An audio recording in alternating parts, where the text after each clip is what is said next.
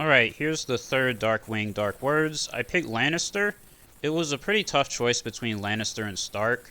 Lannister does have, like, a little bit of event support, so that's one reason. The two cards they have are Taina, the new revised version, which is limit once per phase. This is not a super amazing ability, but it's nice, I guess. And the Maester at the Rock, who, again, not super amazing, but it's nice, and, you know, sometimes this can be worth using. It's really unfortunate that it has to kneel to use its ability. If it was, like, just, it doesn't kneel, but it's limit once per round, I would have liked that a lot better. Having to kneel it kind of sucks when the stats are already pretty bad. But it can be worth it to put certain events back on top of your deck, like Hear Me Roar or something like that. And notably, you can combo it with this card, a task for every tool. This can put the Maester of the Rock into play, then he kneels to put it back on top of your deck, and then you do your agenda to draw it back. So then you can immediately play it again and put something else like Taina into play with it if you want. That's kind of funny. Is Grand Maester Pycelle in this deck? He is not. He should probably find a way to sneak into here. Yeah, he's not here, is he? Because he's like a good target for this. Maybe in the second version, second video, I'll remember to fit him in somewhere.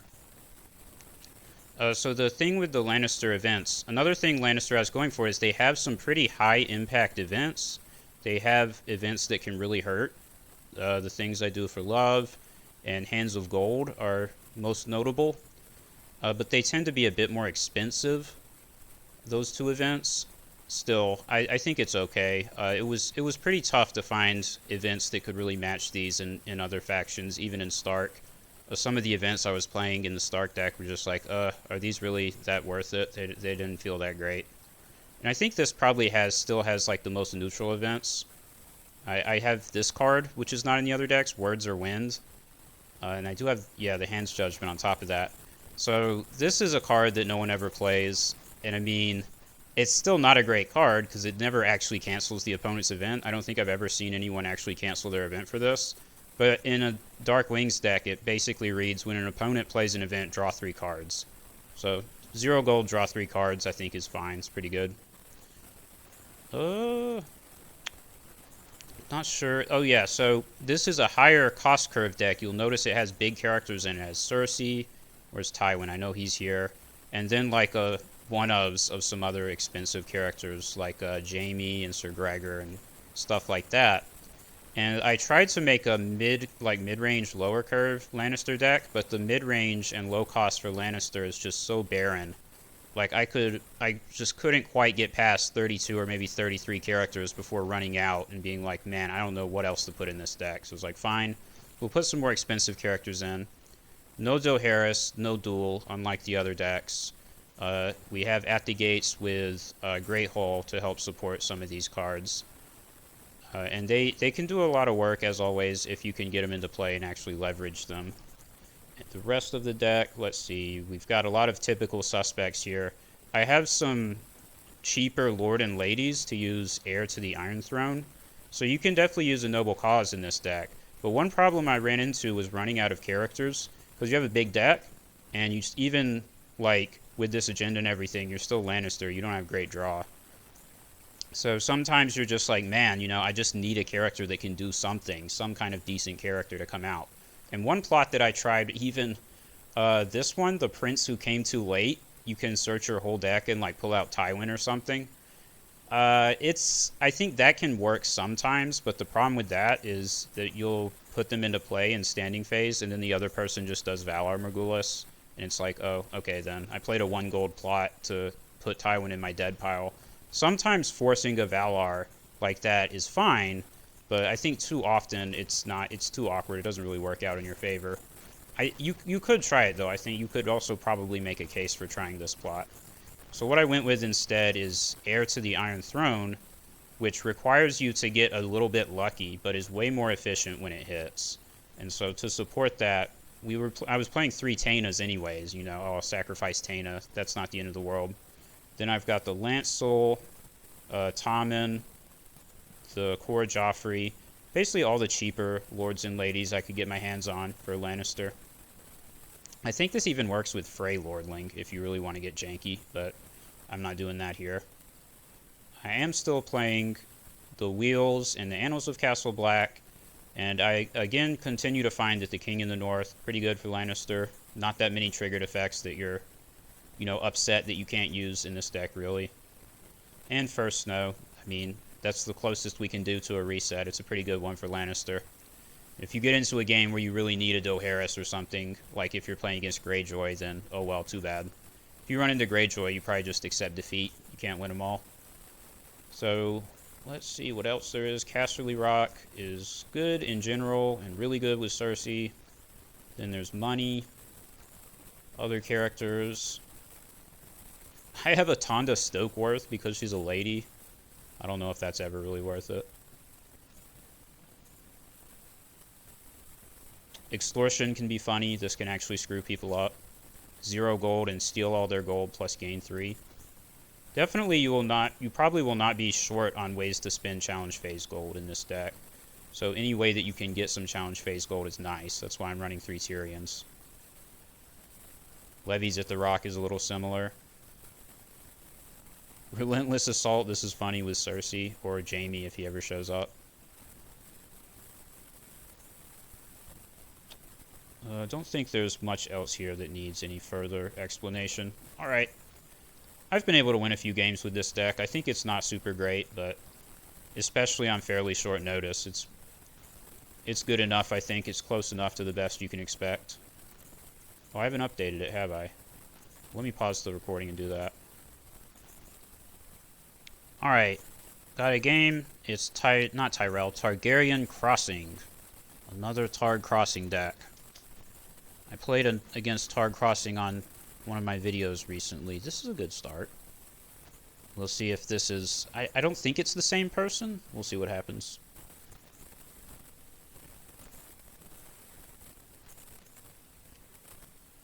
Alright, so 1, 4, 2, 2. Or 0, 2, 3, 3. I think I like starting with the Gold Road. Start with Tommen.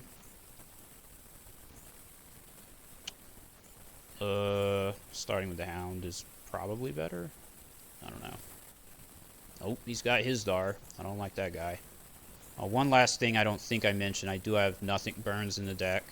The only attachment or non-limited location in the entire deck is Casterly Rock. So if this guy plays Plaza of Pride or something, maybe I can do that to get rid of it if I really need to. Alright, no big lords, so I'll get Gates instead of Great Hall.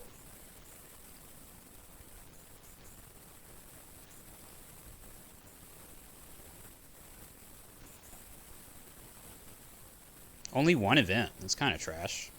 But I do have the Maesters to put it back on top of my deck. Oh man, this deck... Oh, that's a different deck. I was going to say, this deck has how many events in it? Like 20 something? Surely I can draw a few.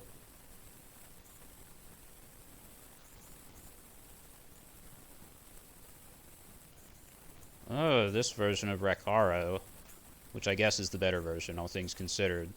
So I guess it's like a Dothraki deck? Dothraki Crossing.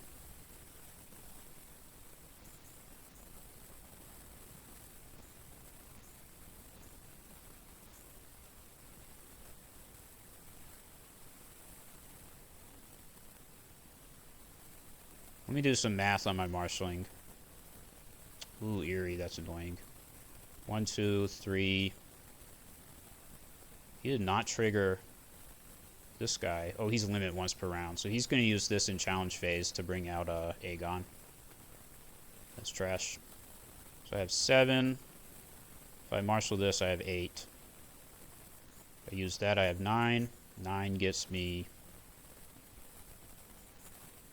Taina, Maester at the Rock, Hear Me Roar, and Burned Men. So yeah, 9 is good. What? That's the wrong character. Oh, but I have this for a challenge phase gold. That pays for Hear Me Roar. So I don't need to kneel this guy if I don't want to.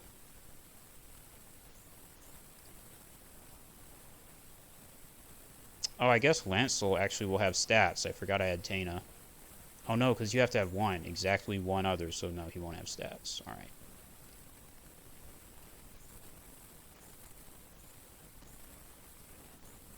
Of course, it's Miss Andy. Why would they ever not have that?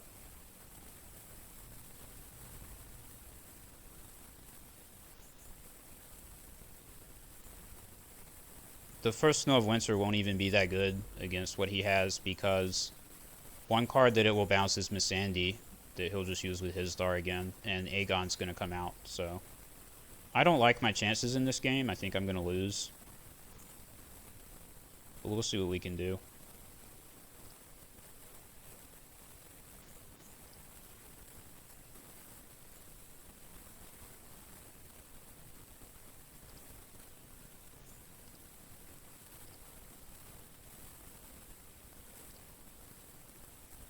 And there's not even any good targets for Hear Me Roar. But maybe I can draw one.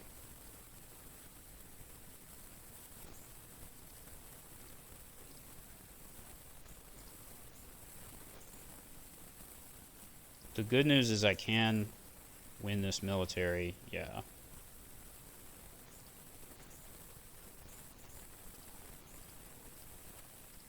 So at least we blocked all the crossing power. That's really good. Okay, so that's the Hear Me Roar target. It's the Hound. I need to remember that I'm playing Lannister and I have the Hound.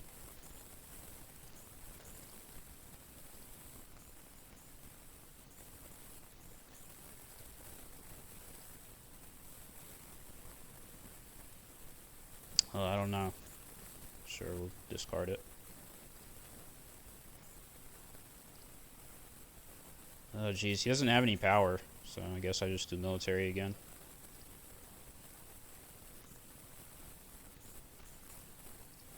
Kind of tempting to use Hound's Force Reaction and discard a card. It's too risky, though.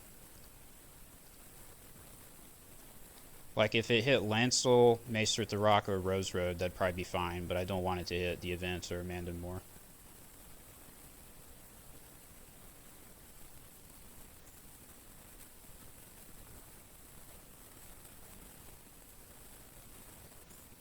So he used his star to put Miss Sandy into play, but he has not brought this out of Shadows or played in Events or anything.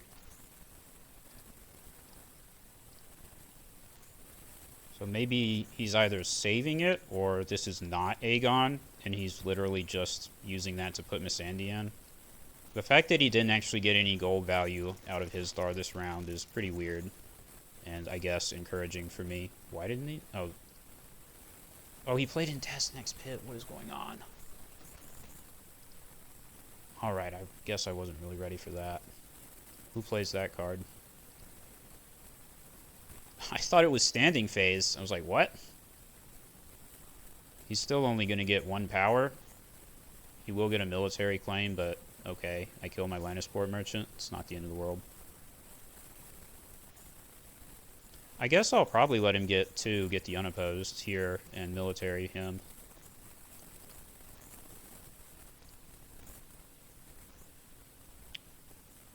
I actually might want to kill Tommen so that if I get something from air, Lancel will have stats. Like if air hits Cersei or especially Tywin, then Lancel gets insane. But if I still have Tommen in play, then I can't use him.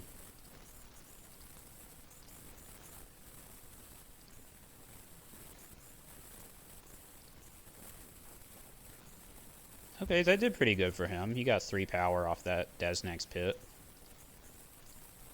Has to fulfill another military claim, but he probably doesn't care too much about that.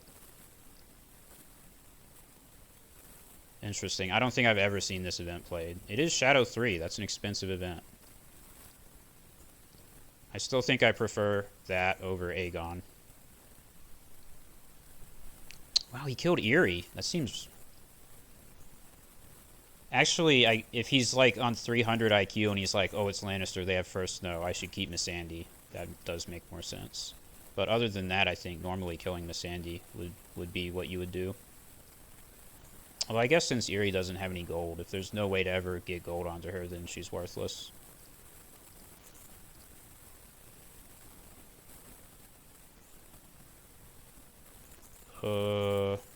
Probably put him first. It worked out last turn. That's what I'm talking about. Well, I didn't know I was going to get that, but oh well.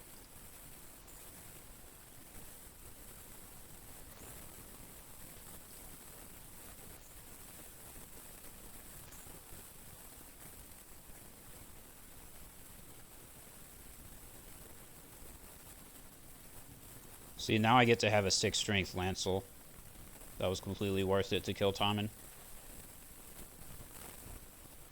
Goal for this round, 4 plus 3, 7, 8, 9 again. It's too bad this guy has a duplicate. Robert Strong would not make him happy. So 9 gold, plus 1 for challenge phase. Do like Lancel, Hound, then I have 4.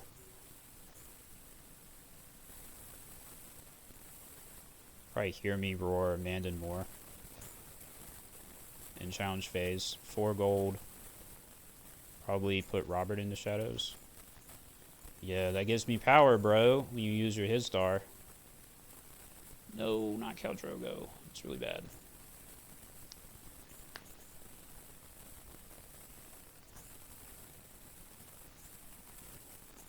Another shadow card. Is it Aegon this time?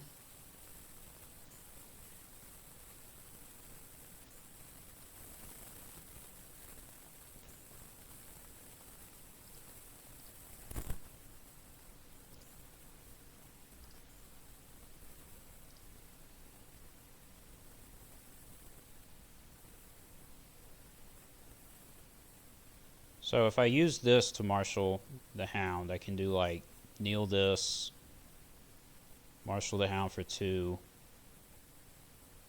Then I'll have 2 to put this guy in shadows. I guess that's the right play. That's a little better. And then I can use Hear Me Roar on the Hound again.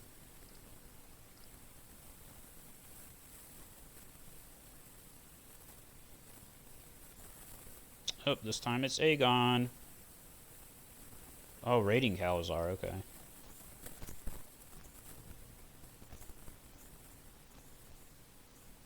That's still better for me than Dario Naharis, because Dario Naharis would just steal this thing, and that's like the same as raising military claim.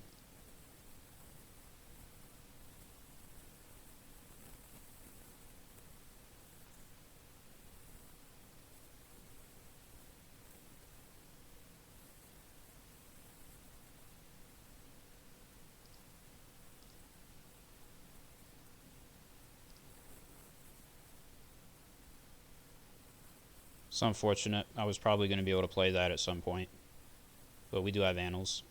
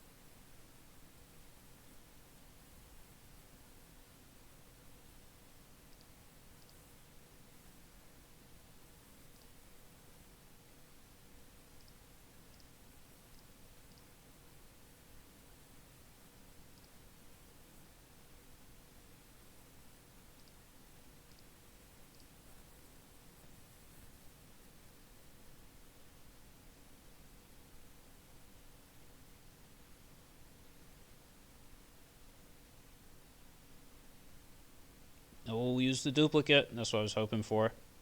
I don't think there's any reason to use this on the Hound. So I can play it on the Hound, put it on top of my deck, and just draw it again, but what does that really accomplish? Just do this and still win dominance. That's really big that he used that duplicate, because now I can Robert Strong that guy.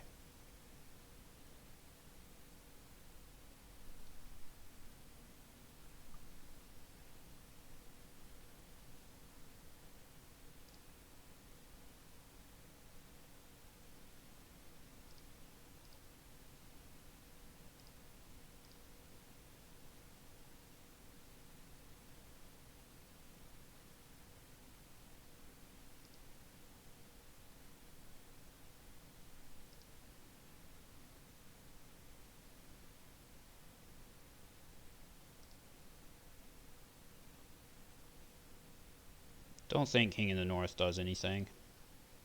Blocks my own Robert Strong's probably not a great idea. Wheels, animals does nothing. This does nothing. I think it's wheels.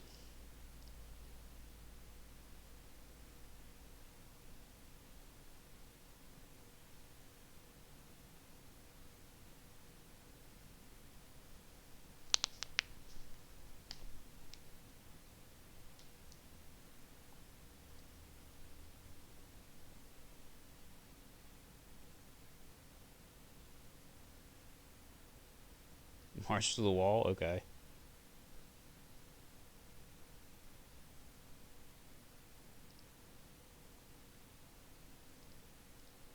Obviously, we're going to get When I Woke. Now, it's unfortunate that he sees it, so he knows I have it. But still, that should screw him over pretty badly. He does not see Hands of Gold, which is also going to make him very sad if it goes off. So we need to have 5 gold in challenge phase for Robert Strong.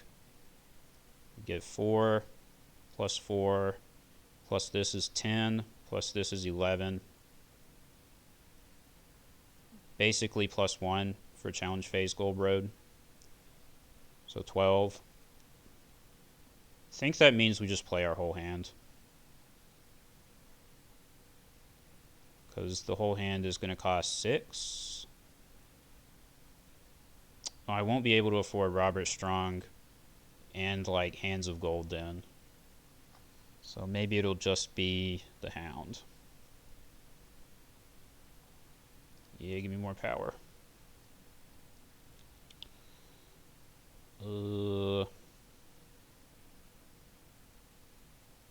Yeah, so 12, 9. 9 is like Robert Strong, When I Woke, and Hands of Gold. So yeah, that's the play.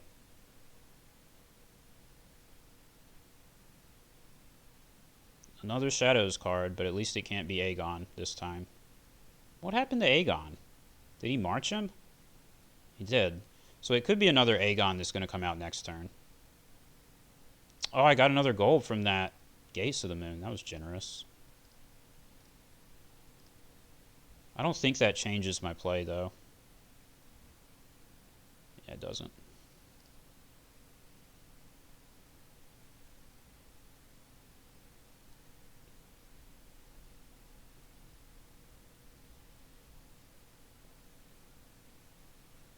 I think if everything works out for me this turn, I can actually take the advantage, depending on what happens.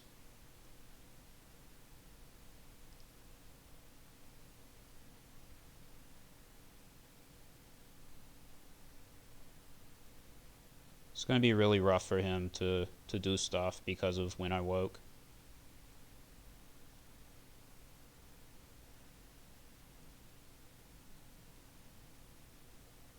I'll try to save these two to use Hands of Gold.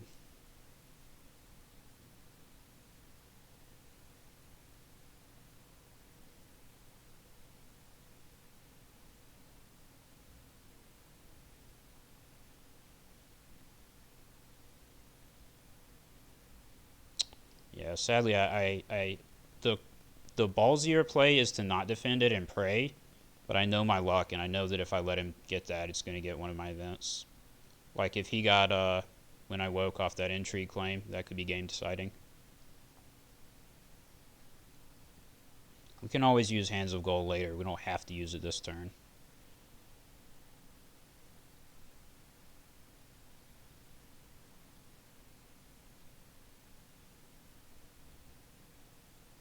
Plus, there's still a chance that he'll just use his star for the power challenge, and then I get it.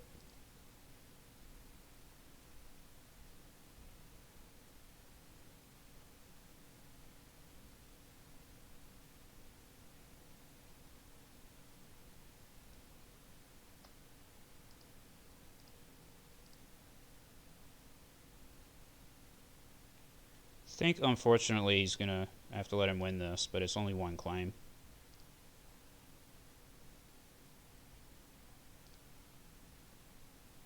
Ah, no, he had to pass. That's not good. He didn't even do a military because of that event. He knows he just can't do one. Doesn't defend it. That's a bit interesting. Now, what would be a really funny play would be if I play When I Woke. Oh, he gave up! He said GG. Oh, no. You gotta be kidding me. This is a trap. If he defends it, it's a trap.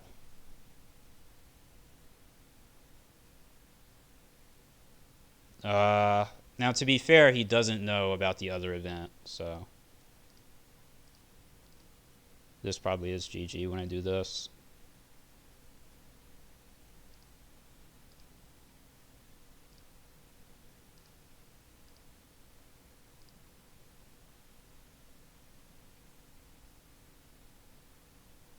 And that was the trap. If he kneeled his star, then he gets hit by that event.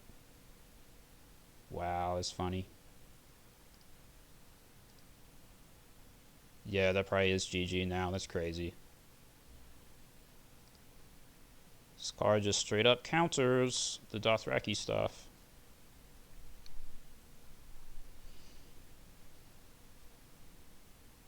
Oh, what I was saying, what's funny is if I attack with Robert Strong there, and I lose the challenge. I mean, he loses the challenge, and then I play When I Woke.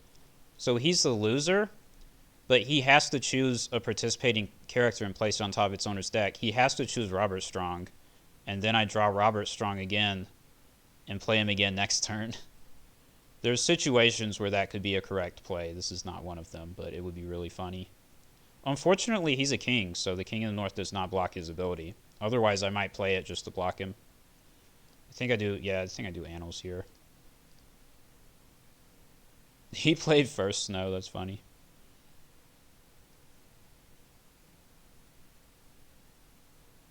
Now, has he played? He can play. Oh no, but this is a shadow only, so I'm pretty confident that you cannot play these with Annals. Alright, he conceded.